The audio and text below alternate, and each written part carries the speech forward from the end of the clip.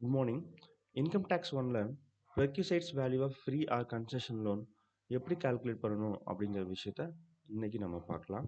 Exercise number 47 work out பண்ண போகிறோம். அதுக்கு முன்னாடி அதுக்கான தியரி பார்த்துக்கலாம். Employee is provided with tax free loan or concession loan. ஒரு எம்ப்ளாய்க்கு ஒரு ஃப்ரீயான ஒரு லோனும் ஒரு கன்செஷன் லோன் கொடுத்துருந்தா டாக்ஸபிள். எந்த அடிப்படையில்? எஸ்பிஐ லெண்டிங் ரேட் அடிப்படையில்.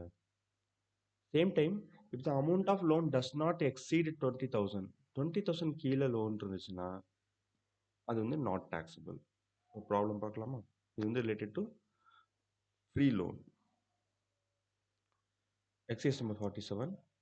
Mrs. Ambika is working in Z&Co on 1st Jan 2026. She receives an interest-free housing loan of rupees 4 lakhs from the company.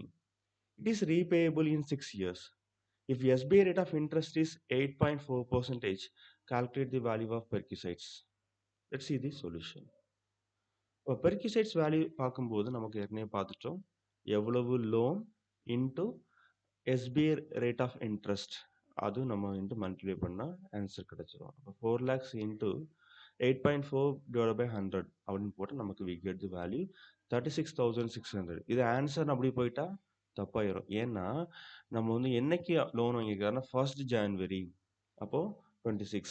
அப்போ இந்த ப்ரீவியஸ் இயர் எப்போ ஸ்டார்ட் ஆயிருக்கோம்னா April 2025 to March 26. That's why அப்போ January, பிப்ரவரி, March 3 மாதம் தான். அப்போ நம்ம என்ன பண்ணணும்? இது ஃபார் 1 இயர் இந்த வேல்யூ. அப்போ ஃபார் 3 months எவ்வளோன்னு பார்க்கும்போது 3/12 போட்டால் we get the answer 8,400. This what the answer. ரொம்ப குட்டியான கணக்கு. Hope you understood. தேங்க்யூ.